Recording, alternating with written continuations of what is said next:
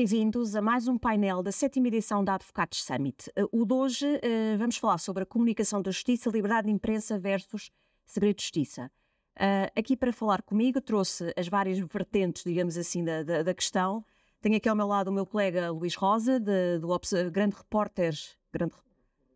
redator principal do Observador e comentador da CNN, o Dr. Carlos Farinha, diretor nacional adjunto da Polícia Judiciária, o Dr. Paulo Lona, presidente do Sindicato dos Magistrados do Ministério Público, e o Dr. Paulo Saragossa da Mata, conhecido penalista e sócio da DLA Piper. Dr. Paulo Lona, se calhar começava por si. Na questão da comunicação, ainda há pouco falávamos ali off the record, digamos assim, que a ideia que passa para a opinião pública é que a comunicação do Ministério Público é praticamente só feita pelo sindicato, ou pelo menos só o sindicato é que fala sobre a atividade do Ministério Público. Isso é um problema da atual Procuradora-Geral da República, ou sempre foi assim por questões de estatuto? O Sindicato dos Magistrados do Ministério Público, quando fala, fazem a representação dos seus associados, que são cerca de 90% dos magistrados do Ministério Público. Portanto, não tem pretensão, obviamente, de substituir aquilo que é ou deveria ser a comunicação institucional da Procuradoria-Geral da República. Achamos também que deveria haver mais e melhor comunicação por parte da Procuradoria-Geral da República. A nossa pretensão não é substituir essa comunicação institucional.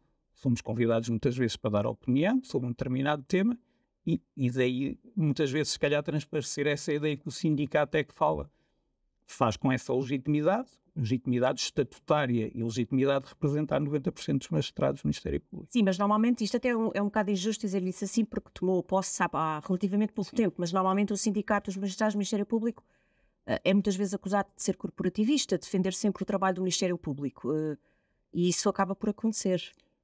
Se corporativista é defender os interesses dos magistrados, claro, do ponto de vista dos magistrados, vamos dizer que somos corporativistas, mas não no mau sentido em que muitas vezes é conotada a palavra, porque o sindicato vai fazer 50 anos, tem em 2025, e tem sido também um pilar também na construção do Ministério Público democrático, moderno, aquilo que ele é hoje em dia, e tem dado contributos ao longo da sua história na construção do sistema de justiça e o próprio Ministério Público que nós temos, que apesar das críticas internas, externamente é visto como uma referência na maior parte dos países europeus. Dr. Carlos Farinha, passo agora para si, fazendo parte da Polícia Judiciária. A Polícia Judiciária já há bastantes anos que deu um passo em frente na parte da comunicação, no sentido em que enviam comunicados das vossas operações, têm o gabinete de imprensa. Muitas vezes a informação, vocês têm menos pruridos, passa a expressão, em dar a informação, a que podem dar, obviamente, a que pode ser pública, mais do que o Ministério Público. Normalmente existe algum tipo de coordenação nesse aspecto, do que é que vocês vão dizer ou não em termos de comunicados? Pontualmente, por vezes, mas antes de responder, deixe-me agradecer o convite em nome pessoal, em nome da Polícia Judiciária, para a questão. Pontualmente, por vezes, há articulação entre as estruturas da Procuradoria-Geral da República ou qualquer estrutura do Ministério Público, de CIAP ou DIAP, no que diz respeito à questão da comunicação, da evidência de qualquer intervenção. Não é que se tenha como princípio tornar a intervenção pública, mas ela é normalmente pública porque não se faz de forma secreta. E discreta às vezes. É a vida. As pessoas quando entram num espaço público são vistas e são identificadas como tal. Pontualmente, talvez houvesse margem para maior número de situações de articulação entre o Ministério Público e a Polícia Judiciária no que diz respeito à comunicação, mas pontualmente há situações de acerto e isso fez pelos comunicados, por vezes os comunicados saem com vários timbres e, portanto, com várias instituições a assumir o conteúdo comunicado. A Polícia Judiciária entende que tem o dever de prestar contas, até porque tem uma intervenção no domínio da investigação criminal e da prevenção criminal, mas sobretudo no domínio da investigação criminal e da atividade policial, sobre coisas que também são públicas e são notórias muitas vezes. E que já foram objeto de notícia. E, portanto, a resposta a esses eventos, até para promover alguma prevenção geral e alguma paz pública, obriga a que a instituição procure boas formas, ou que tente boas formas de comunicação. Nós achamos sempre que estamos longe do da excelência. Mas não somos perfeitos, procuramos aperfeiçoamento, temos ao longo dos anos refletido internamente sobre como criar uma boa comunicação, com a consciência de que o mundo também tem mudado e que a comunicação de ontem não pode ser comunicação de hoje. Ou melhor, a comunicação de hoje não pode ser comunicação de ontem, porque as coisas estão completamente diferentes relativamente àquilo que é público e aquilo que é o interesse do público. Os interesses sobre as áreas da justiça e da investigação criminal são hoje muito maiores, muito superiores, e não faço nenhum juízo de valor quanto a isso, não é melhor nem pior, é o que é. Isto, repito, obriga que as instituições, por serem instituições, prestem contas, porque a sua função também só se completa quando ela é conhecida e quando ela é compreendida e quando ela é fácil de entender pelos destinatários da mesma, diretos, e por toda a sociedade que está. Mas a prestação de contas nem sempre existe, não é? Temos este caso último paradigmático que resultou na queda de um governo e que, no fundo, houve um parágrafo que nunca foi muito bem explicado pela parte da... Essa é uma situação concreta que não diz respeito à Polícia Judiciária. Portanto, Nem sequer estava... uma situação que não estávamos nessa situação e não participámos. Tem uma situação que, por exemplo, diz respeito à Polícia Judiciária relativamente ao caso de corrupção, da alegada corrupção na Madeira. Que houve todo aquele aparato, digamos assim, mediático em relação às buscas. Não me parece que tenha havido aparato mediático, todas as buscas foram iniciadas sem a presença de nenhum jornalista. E também se fizeram um conjunto de conclusões que não se baseiam em factos concretos. Repare, o Polícia Judiciária não levou nenhum jornalista para o Funchal, não levou nenhum jornalista para a Madeira. Eu não disse isso. Eu não estou a dizer que disse, estou a dizer que foi dito. Ou vou dizer que foi dito. Havia jornalistas de 2 órgãos de comunicação social que estavam a trabalhar na Madeira, como se viu relativamente a outras reportagens. E o resto foram jornalistas que também existem na região autónoma. A questão do aparato, o aparato foi feito ao contrário. Foi depois de se iniciarem as buscas é que se percebeu que as pessoas que estavam a fazer as buscas tinham chegado na véspera através de um avião militar. Também se questionou a utilização dos meios militares. É uma opinião, mas o que é facto é que os meios militares estão ao serviço da justiça por protocolo firmado em 2018 e têm servido os meios militares para as operações de combate ao tráfico de droga internacional no meio marítimo, têm servido para o combate aos incêndios na área florestal através do Exército, e nunca a utilização de meios militares foi considerada outra coisa senão uma boa medida de gestão. Neste caso concreto, houve quem entendesse que não era legítimo ou não era ideal utilizar meios militares. Mas quando nós deslocamos um número significativo de pessoas, porque temos que fazer uma intervenção simultânea em vários pontos, e portanto calculamos, operacionalizamos a situação e demoramos bastante tempo a programá-la, quando temos que levar pessoas que são, na sua função policial, detentoras de armas. As armas não são fáceis de transportar num avião comercial. Claro que sim. E, portanto, as soluções, às vezes, são aquelas que nos parecem melhores. É evidente que no final são sempre vez de crítica e também de aprendizagem para eventuais correções e para eventuais melhorias, sem qualquer preconceito. Agora passa ali ao Paulo. À partida, todos os poderes públicos são escrutinados por nós, comunicação social. No caso da Justiça, nem sempre isso acontece. Há alguma benevolência, digamos assim, perante a atuação de determinados atores judiciários. Concorda com isto? Olá, boa tarde. Obrigado à Eco Advocados e tenho um enorme prazer de estar aqui com estes meus 3 companheiros de debate. Eu acho que é absolutamente correto o que acabou de dizer. Eu acho que ainda existe, relativamente ao domínio da justiça, o princípio do respeitinho é muito bonito. E isso é patente e óbvio. Porque só há 2 hipóteses, e não me vai levar a mal, é jornalista, eu trabalho convosco há 25 anos e tenho 31 de profissão. Os jornalistas, quando confrontados com uma narrativa processual, que é disso que estamos aqui a falar, por regra, não fazem as perguntas certas. Ou não querem fazer. Portanto, eu só posso admitir 2 situações. Ou não fazem porque não sabem, ou não fazem porque têm medo. Ou não querem por outra razão. Exemplos simples. Mas medo de quê? Do Ministério Público? Medo das instituições. Olha, havia um presidente do Benfica que acabou preso, que dizia que era o sistema. Foi meu cliente também. Era o sistema. Eu também digo que é o sistema. Repare, é normal que uma pessoa que passa o prazo de prisão preventiva, sai nas notícias que passa o prazo de prisão preventiva, toda a gente sabe que tinha que haver requisitos para a prisão preventiva, para a prisão preventiva se poder manter, nada foi cumprido. Sai nas notícias na terça-feira, na quinta-feira, no sábado, na segunda, e nenhum jornalista foi capaz de perguntar. Ouça lá. E o ouça lá é aqui ao Ministério Público, é à Corporação dos Juízes. O que é que se passa? Então, mas temos agora um homem que está preso preventivamente fora dos termos em que a lei prevê. Eu não estou a dizer que mais tarde não venha a ser justificado pela justiça. A questão não é essa. Mas agora deixe-me dizer, A nós questão não é fazemos. perguntar. Nós perguntamos, muitas vezes não obtemos respostas. Relatem isso mesmo. Pronto, mas nós O que não perguntamos. pode acontecer, e aliás eu sou muito amigo do Luís Rosa, isso é uma coisa pública e notória, não é? Já toda a gente sabe. E não é por isso que não deixamos de discordar profundamente relativamente a tudo. muito hoje. É que discordamos realmente muito sobre processos, isso, não há dúvida disso, e não é por isso que afeta uma amizade, mas que não temos a mesma perspectiva do mundo, não temos. Porque eu vejo de uma perspectiva, o Luís vê de outra perspectiva, o Dr. Paulo Lona de outra. Então, Luís, diz lá qual é que é a tua perspectiva relativamente a isto. Achas que nós somos muito brandos na avaliação que fazemos na justiça, no escrutínio? Não. Somos bastante mais, pelo menos, relativamente ao poder político. Mas vou já responder. Primeiro queria agradecer o convite. É um prazer estar aqui no ECO, o convite dele, mas também o convite do ECO. Eu gosto muito.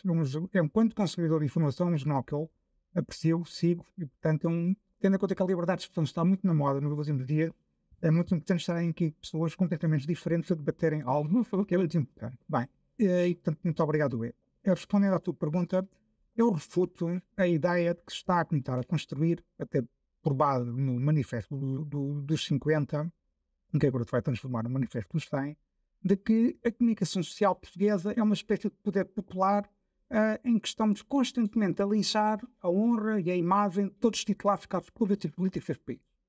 Portanto, está-se a criar uma ideia, uma imagem de que a comunicação social portuguesa faz algo que nenhuma outra comunicação social na Europa, vou só falar da União Europeia não faz, que é escrutinar de forma intensa os poderes públicos.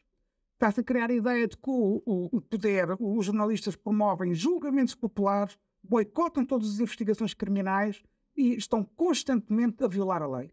Mas Isso o não manifesto é mais verdadeiro. crítica em Isso relação ao não Ministério Público, verdadeiro. não é tanto ao Isso não é jornalista. verdadeiro. Isso não é verdadeiro. A comunicação social portuguesa faz trabalhos exatamente iguais a dos jornais ou a comunicação social reputada como o Financial Times, como o País, como o Mundo, e aliás com muito mais dificuldade. Com certeza que acho mais que não fazem o mesmo trabalho que esses jornais. Faz. Cá, não. Não é igual. Porque eu leio esses jornais todos e vejo Não é igual, mas Mas respondendo à tua pergunta, que era sobre se há alguma falta de escrutínio da justiça. Acho que era essa a tua pergunta. Sim. Bem, da nossa parte, por parte dos jornalistas. por parte dos jornalistas, claro. Vou dar um exemplo concreto. Houve falta de escrutínio na Operação Influencer aos Poder Judicial. Houve falta de escrutínio ao Ministério Público na Operação Influencer. Não me parece que tenha havido. Houve falta de escrutínio na Operação da Madeira, o facto dos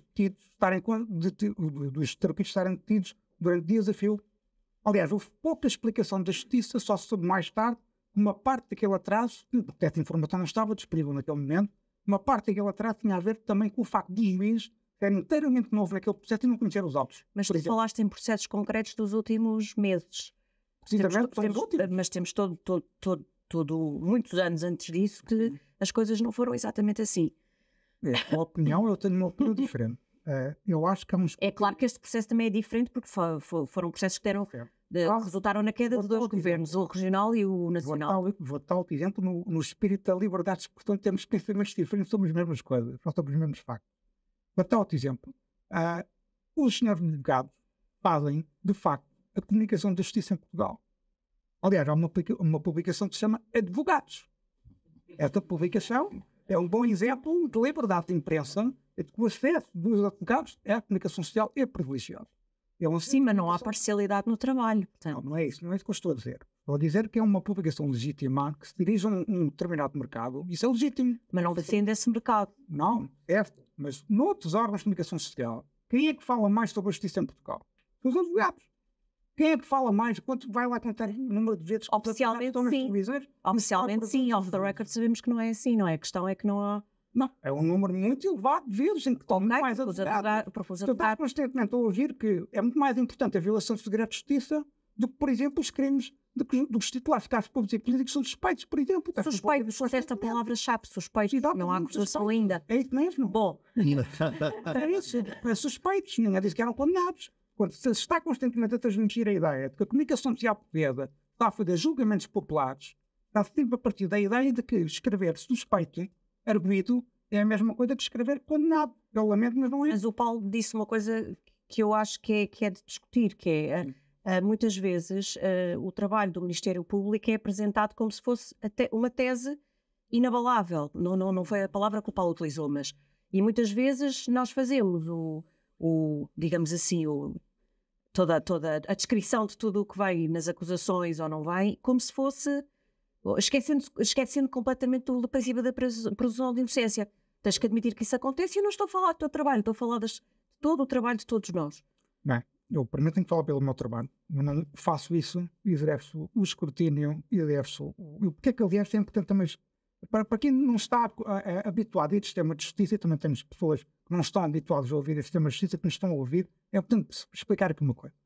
Os jornalistas interessam-se por determinados processos judiciais, não se interessam por todos. Porquê é que isso acontece? Claro. Porquê é que isso acontece? Porque há inevitável... Uma fuga de informação também só acontece em alguns processos. Porque tem a ver com pessoas que têm responsabilidades públicas, porque são titulares de cargos políticos, porque são titulares de cargos públicos. A jurisprudência, seja dos tribunais portugueses, seja dos tribunais europeus, é bastante clara de que esses titulares de cargos públicos e políticos, o seu dever, o seu direito ao bom nome e à honra comprime-se face à necessidade e à importância do escrutínio numa sociedade democrática. É por isso, é a conjugação da liberdade de imprensa com a liberdade de expressão, porque é que nós nos interessamos por esses processos. Mas o escrutínio muitas vezes é só feito aos arguidos em causa e não propriamente ao trabalho de quem acusa ou de quem investiga. Também abrange a justiça, e esse escrutínio também abrange a justiça. Como eu disse há pouco, estou a exemplos concretos. Os advogados constantemente fazem esse escrutínio através dos órgãos de comunicação social. E nós devemos fazer mais esse escrutínio. Concordo contigo que devemos fazer mais. Agora, também é importante perceber o seguinte. É difícil fazer um escrutínio de forma imediata e intensa, porque o escrutínio acaba de ser feito ao longo do tempo, quando o acesso à informação não é, obviamente, o mesmo quando um processo tem segredo de justiça, quando um processo é público. Quando um processo é público, eu vou ao processo e com todos os meus colegas... Sim, ou seja, há falta de transparência, e falta de informação total sobre o tribunal. Sim, que também muitas vezes... Isso também se compreende, não é? Escrutínio. Agora, também há outra coisa que eu admito perfeitamente que pode existir, que é a ideia de escrutinar, por exemplo, vamos supor que eu tenho indícios de que uma determinada sentença, que eu já não estou a falar de um processo de segredo de justiça, estou a falar de uma sentença, que aquela sentença que foi dada, a pessoa foi declarada culpada, mas ela afinal é inocente, ou ao contrário. O jornalista se substituir a um tribunal para decidir ele próprio, de acordo com o juízo de valor sobre a sua informação, que ele é inocente, ou seja, a decisão inversa daquela que o tribunal tomou, é um trabalho que, com virados, é complexo e é exigente, e nós também próprios temos que ter muito cuidado com isso que fazemos, não é? Não é fácil, não é do pé para a mão. Agora, na fase de inquérito, eu admito perfeitamente, como vês tu que estamos aqui a aproximar, admito perfeitamente que na fase de inquérito, que é uma fase de segredo de justiça, que é uma fase em que o Ministério Público é o dono do processo, em que provavelmente quando faz uma busca, os documentos que nós temos acesso são documentos judiciários. É a visão do Ministério Público. Eu acho que é muito importante que os jornalistas deem essa informação exatamente assim. É a visão do Ministério Público. As defesas, naquele momento, não lhes interessa estar a expor a sua verdade, digamos assim. Mas depois, ao final, imagina que um arguido é absolvido, muitas vezes... Claro que acontece, a proporcionalidade que é dada mediática é completamente diferente na fase de uma absolvição do que na fase de uma investigação. Mas não vamos... Exato. Dr. Paulo Loura, acha que há uma erosão do princípio da presunção de inocência? Princípios da presunção de inocência, sem dúvida, que é dos princípios mais importantes no processo penal. E também deve ser acautelado pelo segredo de justiça, não apenas acautelar a própria investigação e os resultados da investigação, mas o bom nome também dos visados, dos arguidos, e o princípio da presunção de inocência. Mas já que me fala no princípio da presunção de inocência, eu devo dizer uma coisa. Muitas vezes fazem-se juízos de valor sobre os magistrados do Ministério Público quanto à violação do segredo de justiça, que invertem precisamente esse princípio da presunção de inocência que é tão caro aos advogados. É que faz-se a lógica ao contrário. Parte-se do princípio de que os magistrados do Ministério Público titulares de determinado processo são eles que violam o segredo de justiça ou que passam alguma informação para fora do processo quando não têm interesse nisso. Isso não é uma violação desse princípio da presunção de inocência? A partir do princípio que um determinado magistrado está a violar os seus deveres funcionais? Sim, mas eu não concordo consigo quando me diz que muitas das vezes atira-se as culpas para o Ministério Público. Não concordo consigo. Eu vejo isso acontecer várias vezes. Seja como for, também não interessa o que eu acho ou deixo de achar. De qualquer das formas, a transparência, se calhar, se houvesse mais transparência, Se calhar até se acabasse, vou dizer assim uma coisa que se calhar acham perfeitamente absurda, mas se acabasse com o segredo de justiça, É possível acabar na totalidade, porque determinadas mas- investigações eram impossíveis de realizar. Tanto é possível, desculpe interromper, tanto é possível que há Estados que não têm segredo de justiça. Por todos o Brasil, em que a pessoa que é detida está no calabouço e é entrevistada pelos jornalistas dentro do calabouço. Portanto, isto é um daqueles dogmas que o Ministério Público em Portugal não importa nada. Para ter um falso segredo de justiça, prefiro que não haja segredo de justiça. Não, não. Mas já é uma justiça Já é espetáculo. justiça. Agora é que não há uma justiça espetáculo. O Luís está-me a dizer há pouco, Luís, desculpa lá, estavas a dizer há pouco que vocês fazem um escrutínio o imparcial. ex-primeiro-ministro a ser detido em direto, isso é justiça espetáculo. Filipe, desculpa. Não fazem escrutínio nenhum igual. Eu cheguei a sair de um tribunal. Eu nunca falo à porta de um tribunal relativamente ao caso que estou a tratar. Nunca. Sou comentador televisivo e faço sempre comentário sobre casos que não são meus. E quando tem alguma coisa que ver remotamente comigo, digo, atenção, tenho aqui um interesse, vou falar desta questão abstratamente. Eu não dou entrevistas à porta do tribunal. E uma vez, chamei os jornalistas todos e disse, deixa-me lá, o que a vergonha é esta? Então estiveram a ouvir as alegações do Ministério Público durante 2 ou 3 dias e quando começaram as defesas a falar foram-se todos embora, saíram em carreirinha. Isto acontece. Talvez os jornalistas não saibam por uma razão, o Luís não sabe por uma razão, não vai aos tribunais. Não vai aos tribunais ver o que é que os colegas fazem, quer sair. Então o que as defesas dizem não é interessante. Agora, quanto à questão da presunção de inocência, mas que presunção de inocência? Estamos a falar no plano da lei, da Constituição, ou estamos a falar no plano dos factos? Eu preferia discutir isto no plano dos factos, porque o Dr. Paulo Luna tem a mesma faculdade que eu. Eu não estou na mesma faculdade, não sei se o doutor também é jurista, só o Luís é que de direito não percebe nada, como se tem visto.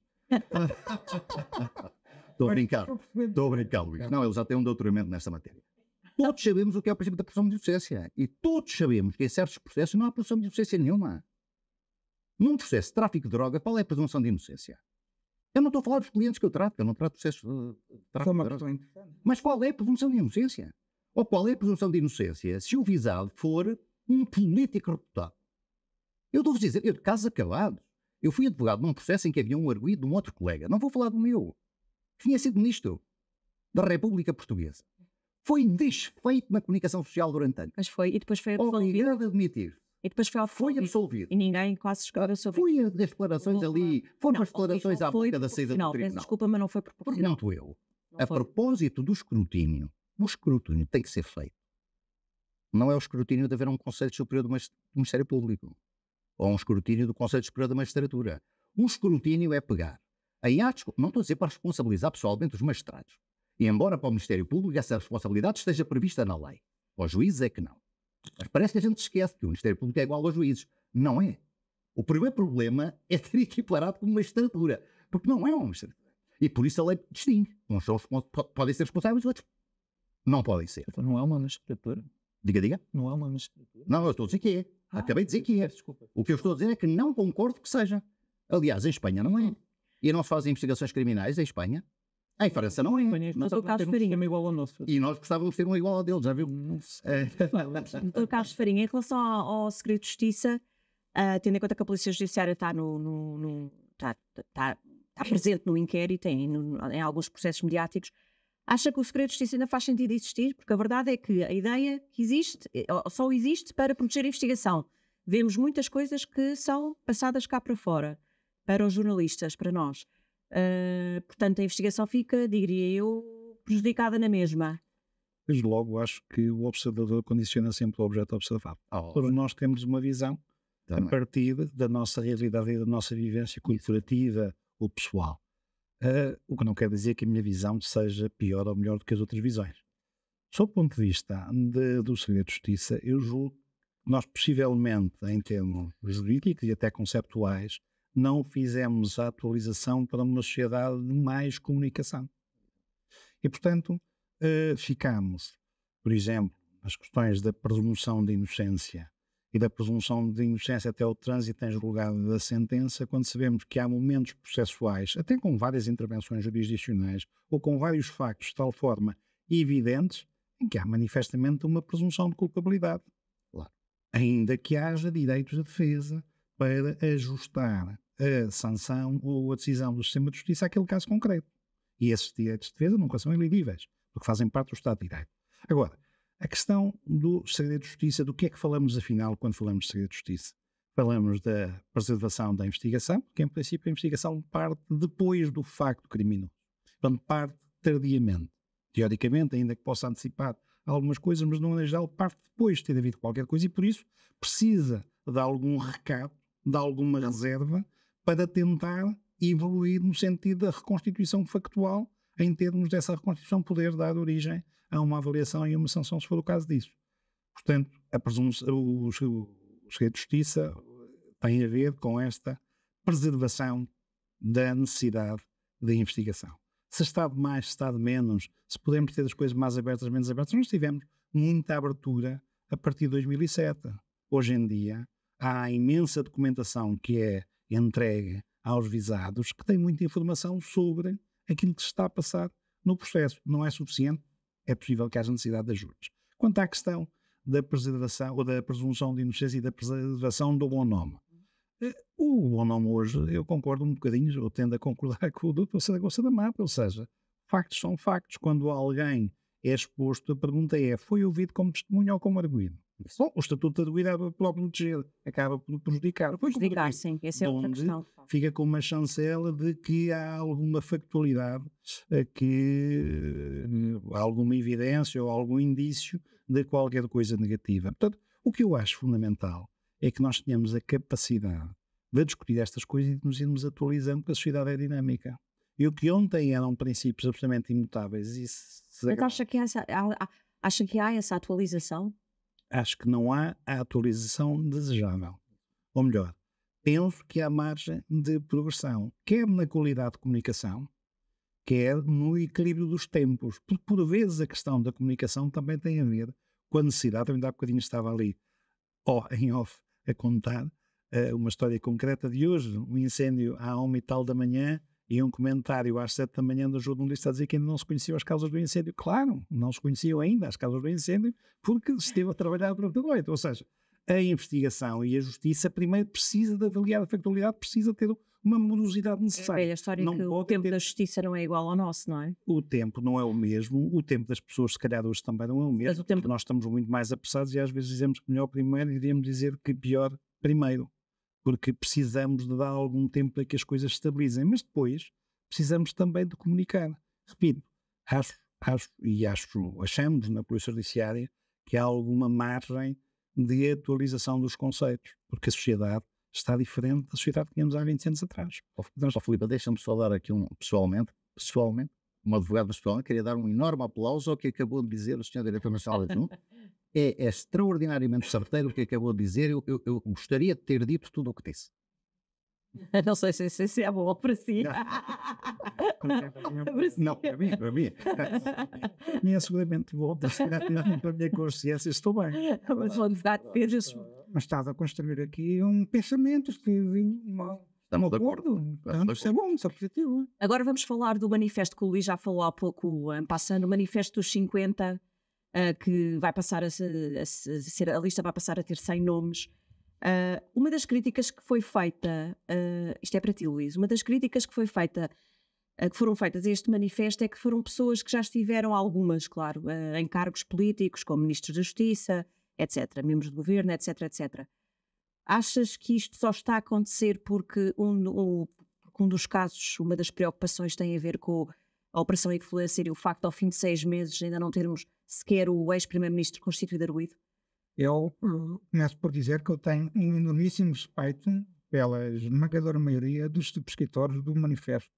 Acho que são pessoas que têm todas muito credíveis nas diferentes áreas da sociedade, nomes como António Barreto, os próprios analistas que subscrevem que é o manifesto, Faria Costa, enfim, há uma série de nomes que eu próprio já convidei para o meu podcast, para o Justiça Cega, vários subscritores, e portanto tenho um grande respeito. Fiquei com a sensação clara que as pessoas assinaram aquele manifesto. Acho que só concordam numa ideia, que é preciso uma reforma da justiça. Eu acho que essa ideia é unânime, porque nós concordamos que é preciso uma reforma da justiça. Agora, os caminhos para lá chegarmos, acho que há muitas ideias diferentes daqueles subscritores. E, por exemplo, o que o Rui Rio defende é manifestamente muito diferente do que António Barreto defende. E o que o Rui Rio defende é muito diferente do que o presidente Fernando Gomes defende. E o que o Fernando Ferro Luís defende é... Também já foi alvo de buscas. há duas coisas que me preocupam naquele Um grande aparato mediático. Muito cedo. Há três coisas que me preocupam no manifesto. Que é, em primeiro lugar, o manifesto propõe uma reforma da justiça com base em 2 casos concretos.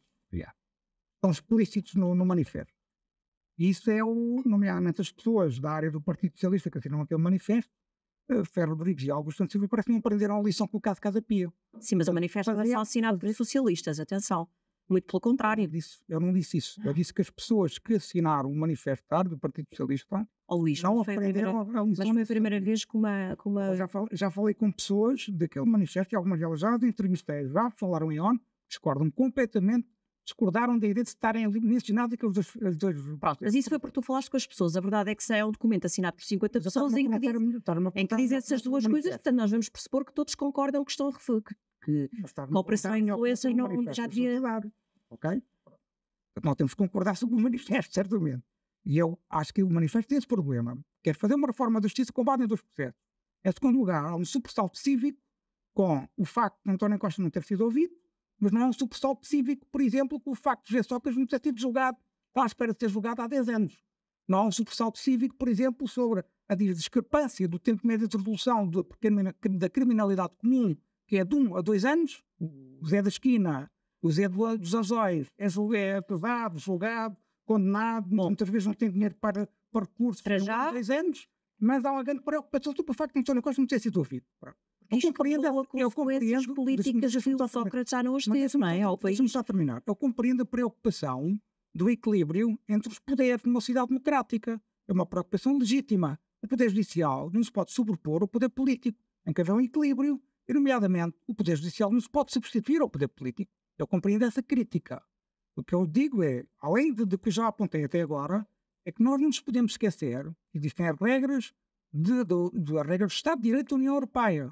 São regras bastante estritas, bastante claras sobre a independência do Poder Judicial, sobre a autonomia também do Ministério Público, da investigação criminal, e sobre a liberdade de imprensa. E o manifesto quer atacar precisamente estas questões, quando responsabiliza a comunicação social por julgamentos populares, está a preparar o terreno para reforçar a legislação do direito ao bom nome, nomeadamente dos titulares de cargos públicos e políticos, que é algo que o Dr. Rui Rio tentou em 2018 e 2019, não conseguiu, e já agora foi derrotado 2 vezes, por larga maioria dos portugueses nas urnas, por ter de defender essas ideias. Em segundo lugar, nós já na União Europeia tivemos os casos da Polónia e da Hungria. É preciso nós termos muito presente o que é que aconteceu. A Polónia, por exemplo, perdeu acesso a fundos europeus, precisamente não respeitou essas regras. E depois também temos a jurisprudência do Tribunal Europeu dos Direitos Humanos. Nós somos subscritores da Convenção Europeia dos Direitos Humanos. Nós seguimos aquela jurisprudência que, por acaso, influencia muito o nosso ordenamento jurídico. Portanto, devemos reformar a justiça, mas temos que ter bem presente o que é a independência do Poder Judicial e o que é a liberdade de imprensa. Mas a independência do Poder Judicial, e neste caso em concreto, nem falo do Poder Judicial, a autonomia do Ministério Público também não pode ser desculpa para tudo, porque repara, este manifesto não surge no dia a seguir a António Costa ter pedido admissão. Isto surge 6 meses depois em que aparentemente nada aconteceu. E o que tem acontecido, como tu bem sabes, tem sido por pressão nossa a perguntar se está a acontecer alguma coisa, mas não aconteceu nada. Mas não sabes o que é que aconteceu no processo? O processo tem em segredo de justiça. Pois, e há outros que estão em segredo de justiça e nós não sabemos mesmo. Não sabes. Vais saber quando o processo estiver aberto. Vais saber o que é que aconteceu. Dr. Paulo Lona, se fosse Procurador-Geral da República, teria escrito aquele parágrafo do dia 7 de novembro? Não vou responder a essa questão diretamente. A senhora Procuradora-Geral entendeu que deveria divulgar a informação que constava do parágrafo, seria conhecida necessariamente, quer tivesse existido, quer não tivesse existido o parágrafo.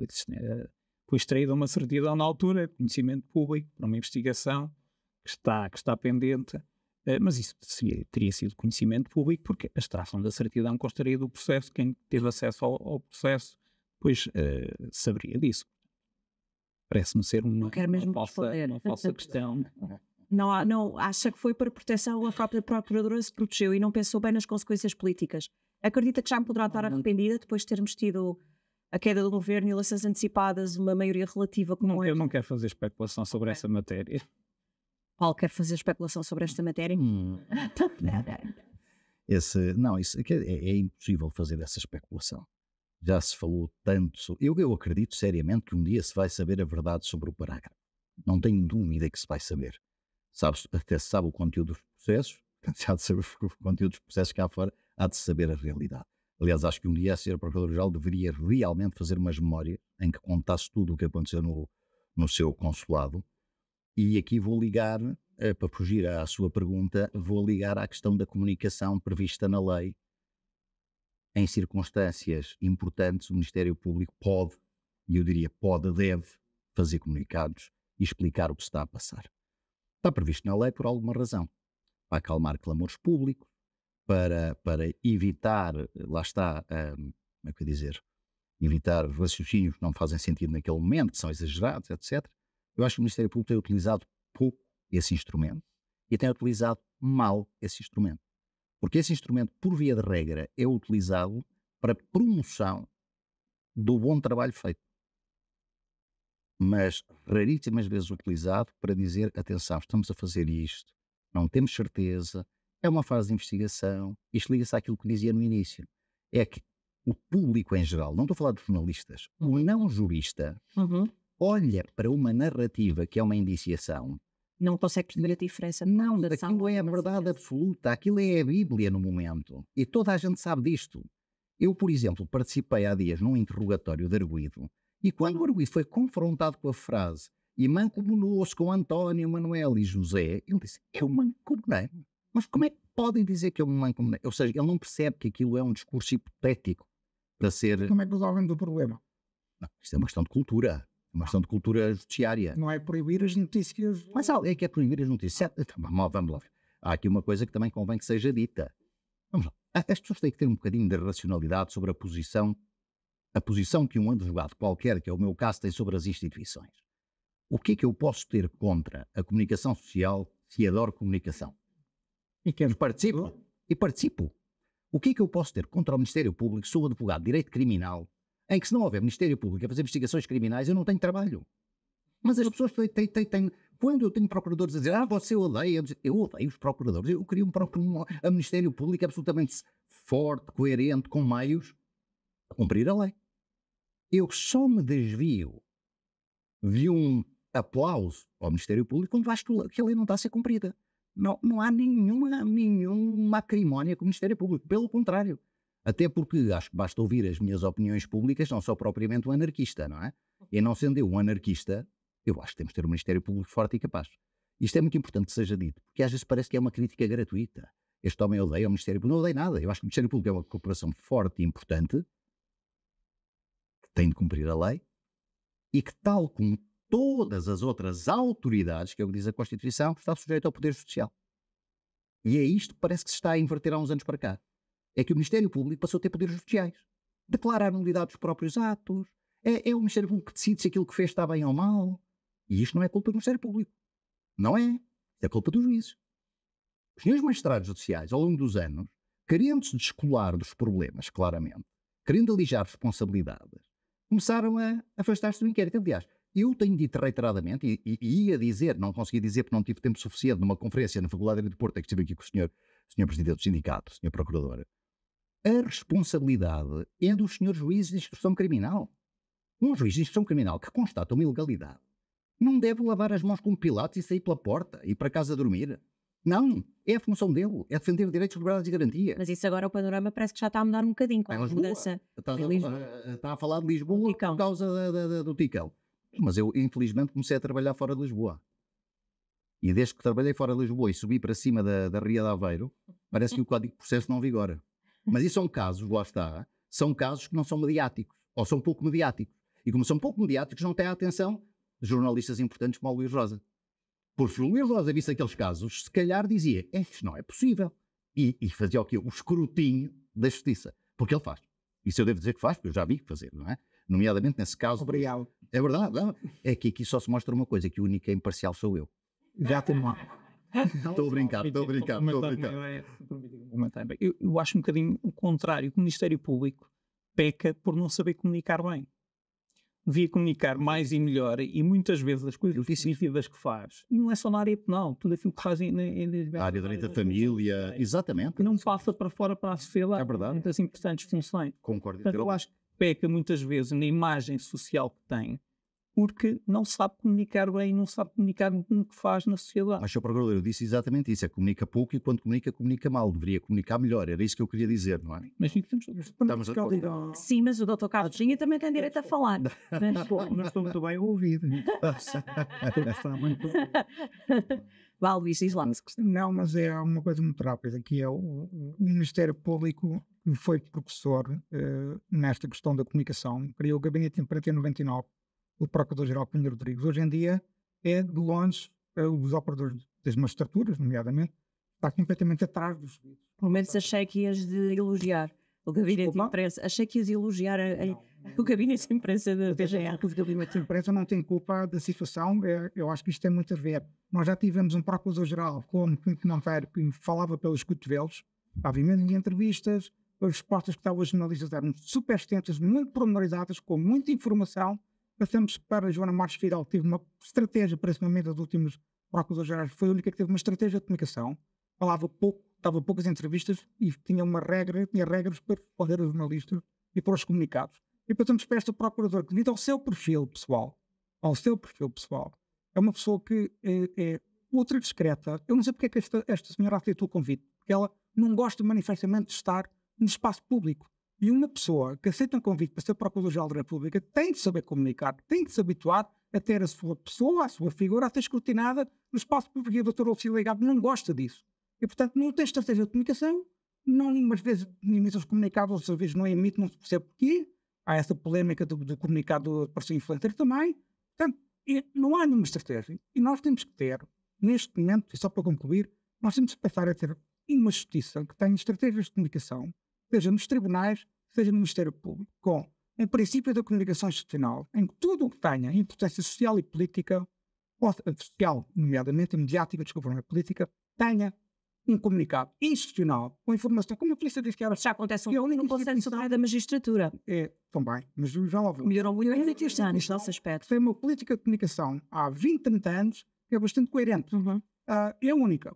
Mas o próprio Diretor-Geral e o Conselho Superior da Magistratura deve ter isso. Também o princípio da transparência, porque os gabinetes de imprensa também devem servir para promover o acesso à informação. Sim, claro. E até há jurisprudência no Tribunal Europeu dos Direitos Humanos que diz que reforça cada vez mais que os tribunais têm o dever de dar informação à comunidade. E por pronto, mas a jurisprudência é nem sempre. Que é ter gabinetes de imprensa que ajudem a comunicar a justiça, que ajudem os jornalistas também. Muitas vezes os jornalistas não estão certos e devem ser corrigidos, ou devem ser corrigidos de forma, se quiser, pedagógica. Olha, isto não está certo, é assim, não é assado. Isso também não acontece. E esta cooperação entre os gabinetes de imprensa e a comunicação social para que as notícias, o trabalho jornalístico sobre a justiça seja mais rigoroso, seja também mais pedagógico, para que todos os cidadãos que recebem essa informação fiquem mais bem informados para tomarem melhores decisões. Eu acho que estes três princípios são essenciais, mas começando pela Procuradoria-Geral da República, tem que haver, espero que o próximo Procurador tenha esse perfil, não só um perfil de liderança, mas também um perfil de comunicação. Sabe o que é comunicação? O Conselho Superior da Magistratura tem tido um trabalho muito, está a desenvolver um trabalho desde Mário Morgado, que era o vice-presidente do Conselho Superior da Magistratura, quando realmente isso tem vindo a aprofundar. O próprio presidente do Supremo Tribunal de Justiça, Henrique Araújo, também tem apostado nessa comunicação. E acho que os tribunais estão na mesma caminha. O juiz-presidente, que é comarca de Lisboa, na comarca de Lisboa, sim, demorando muito tempo. Parece que o Ministério Público é quem ainda está. Eu tenho que deixar o Carlos Farinha falar. É que o Estatuto do Ministério Público que prevê a comunicação é necessariamente feita pelo Gabinete de Imprensa da Procuradoria-Geral e, excepcionalmente, pelas Procuradorias Regionais. Se calhar um dia mais tarde teremos que pensar em fazer uma comunicação um bocado à semelhança do que se passa já com os vice-presidentes, através dos procuradores coordenadores das 23 comarcas, e descentralizando um pouco a comunicação. Está totalmente centralizado, não é? E muitas vezes não faz o que é necessário. Dr. Carlos Farinha, em relação às notícias e a toda esta overdose de informação judicial que nós temos, mal acendemos uma televisão ou mal pegamos num jornal, isto também acaba por ser benéfico para os protagonistas da investigação, não só para o Ministério Público, mas para a Polícia Judiciária, que aliás é uma polícia que tem uma reputação que é pública. Mas há aqui, no fundo, há benefícios mútuos para os dois lados, para o seu, a salvo seja, para a PJ e para o nosso. Nós temos informação, não é? É bom, e vocês também gostam de ver que o vosso trabalho é reconhecido nas televisões. Não, quase tudo é relativo. Há benefícios e há prejuízos, ou seja, há desgastes adicionais, a exposição mediática desgasta as instituições também, portanto, A busca da qualidade de comunicação é um esforço, não é um empenho. Às vezes nem falo só da vossa exposição mediática, eu falo também do vosso trabalho, no fundo, ser referido nas notícias. As coisas têm é repercussão também interna, não tem só repercussão externa. E, portanto, isto tem lados quentes e lados frios. Tem situações que são agradáveis, tem situações que são menos agradáveis. E são sempre uma exigência. Mas já agora deixe-me dizer o seguinte, eu estava a apreciar a anulação, entre aspas, da Polícia Judiciária neste debate por uma questão simples. É porque, de facto, nem sempre se tem a noção do papel da Polícia Judiciária como uma entidade que efetivamente faz investigação criminal. E quando digo que faz investigação criminal, não estou a retirar qualquer tipo de poder, do controle da investigação criminal na fase de inquérito por parte do Ministério Público. Estou a dizer que a atividade de investigação criminal é, e quanto a nós deve ser, uma atividade tida como eminentemente policial, porque a polícia faz parte do Estado de Direito. Nós às vezes temos alguns preconceitos e achamos que a polícia faz só parte do Estado de não-direito. Esquecemos que as magistraturas também fizeram parte do Estado do não-direito, lá para trás, há 50 anos ou por aí. Hoje, e a advocacia, no seu mal. Também. No seu mal. E, portanto, hoje todos fazemos parte do Estado de Direito e esta questão específica, que é uma pequena parte, não é uma parte que se sobrepõe às outras, não é mais relevante do que as outras. É uma parte que tem a sua relevância. Porquê? Porque muitas vezes a iniciativa e o resultado de uma boa investigação é essencial para que haja no final uma boa intervenção da Justiça. As soluções e as decisões finais podem ser boas ou más, dificilmente serão boas se tiver havido uma má intervenção inicial. Se tiver deixado de ver aquilo que se devia ver, se tivesse deixado de recolher aquilo que se devia recolher, em qualquer tipo de processo. Agora, sob o ponto de vista específico da comunicação, nós dividimos a comunicação essencialmente em 3 áreas. Uma são os comunicados que tomamos iniciativa de ter, e são 600 e tal vezes por ano que fazemos comunicados, o que significa mais do que 1 por dia útil, em média 3 por dia útil.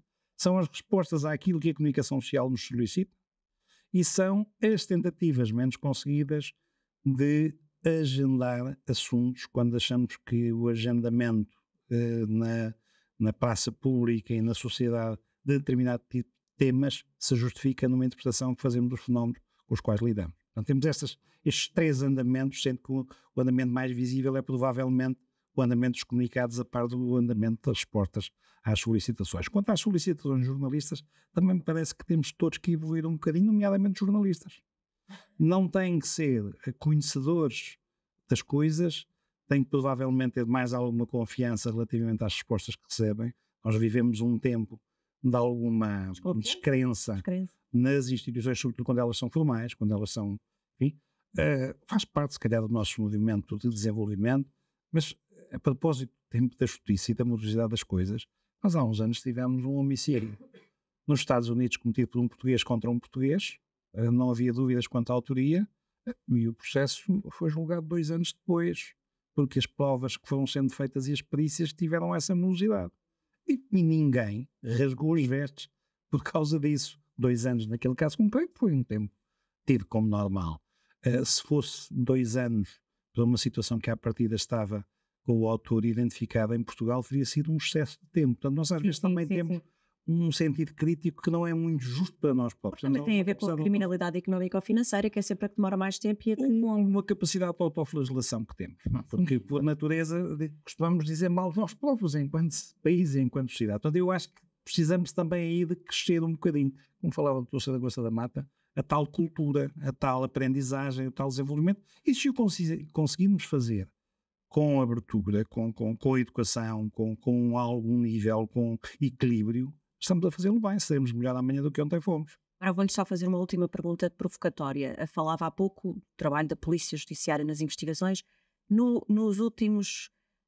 O último caso mais mediático da Operação Influencer, a PJ não esteve no terreno.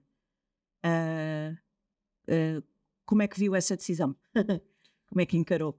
Como é que a Polícia Judiciária viu? A Polícia Judiciária viu com toda a naturalidade. Quem é o dono do inquérito é o Ministério Público. Escolhe com quem trabalha. Tem uma lei que diz quais são as regras que deve seguir ou que poderá seguir.